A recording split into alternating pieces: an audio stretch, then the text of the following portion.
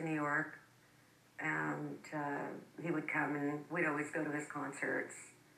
And you know, we started with, we used to make prank phone calls together, and we were little kids. We had a really great time.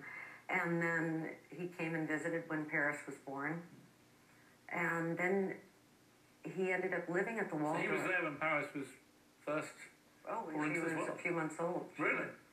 So he ended up moving into the Waldorf for 6 months when we were living there for eight years.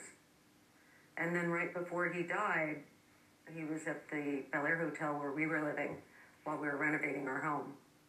So he was there about 3 or 4 months. So we got to spend, you know, great time. And when we talk about misconceptions of Paris, what were the misconceptions about Michael, do you think? Well, there was not a kinder, more generous, loving, sweet, smart, I can't, the most wonderful father. At the Bel Air, he did not have any nanny at all.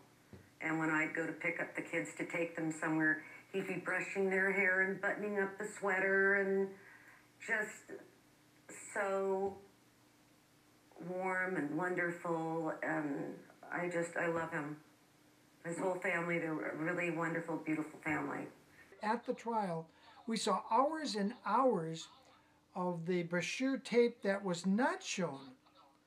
In that tape, you saw Michael as a good dad. He was a loving, caring dad. I don't know any other way to say it. He was just a confident, reasonable, loving dad. And where were you when you heard that he died? I had just come back to the hotel.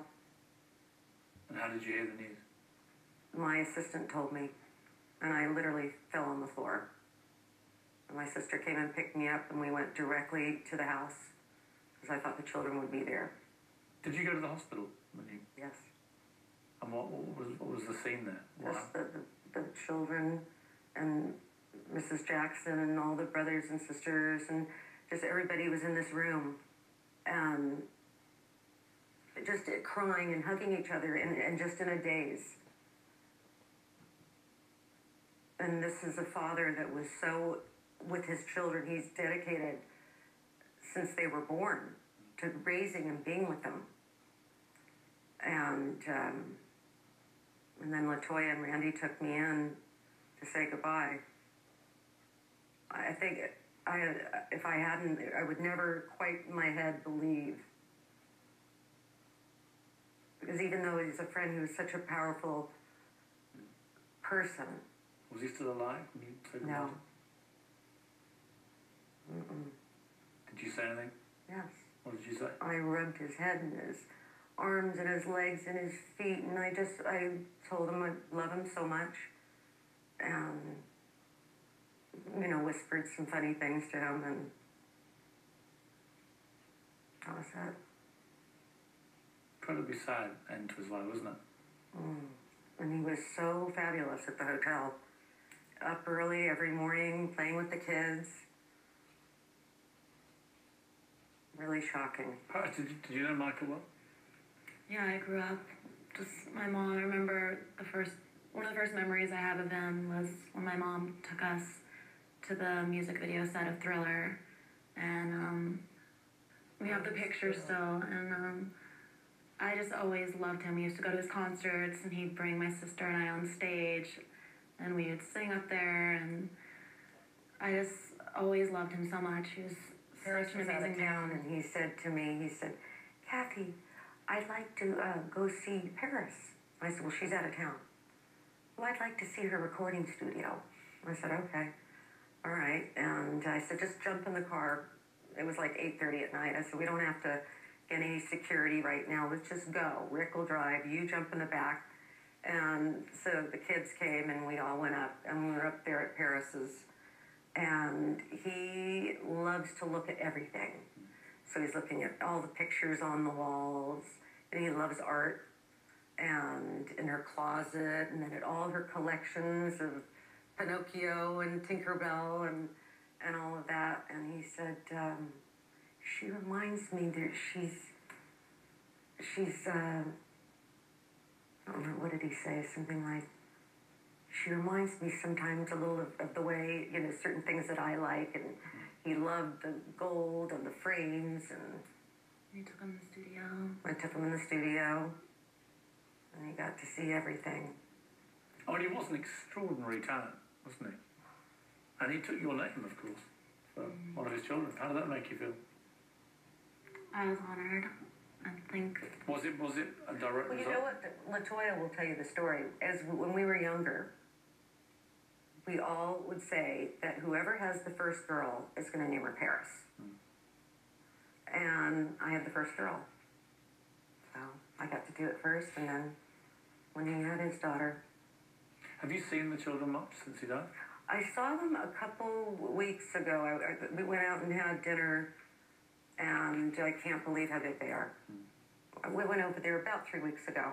And are they being well looked after? I mean, Oh, are you kidding? This is by Michael. They're at a new house, and Mrs. Jackson is there. They have an incredible, beautiful home, great security, and we had a big family dinner, and they went up and did their homework and came down and showed Grandma and had their bath, and, you know, say goodnight, Grandma, I love you, and it was great to see them. There's a kind of feeling, because I guess of the impending court actions involving the doctor and his death and everything else, that he'd become a sort of pathetic character towards the end, addicted to all this medication and so on. Is that an inaccurate portrayal, do you think? Well, I can tell you that when he was at the Bel Air Hotel, there wasn't none of that, because he was right underneath where I was, and we talked all the time. In fact, if we would be going somewhere in the daytime, he'd say, 1 o'clock down at the fountain. And if I was 5 minutes late, I mean, he was very on top of it, and he was with his kids. I believe in my heart that as he got into the concert thing, it was hard for him to sleep probably. He was not a drug addict. He had a problem going to sleep. I mean, this is not somebody that recreationally would abuse something. And then I guess the levels just went up and up and up. What do you think his legacy will be, Michael Jackson? Well, I think now that he's gone, everybody realizes what a good person, all the wonderful things that he's done for charity. And it's interesting that we don't hear, well, I won't get into any of that, but just he's left 3 beautiful children. Who will be his legacy, I think. Absolutely. Going to take another break. When we come back, Paris, I want to talk to you about your business empire. Let's get to the nuts and bolts of how you ended up so stinking rich.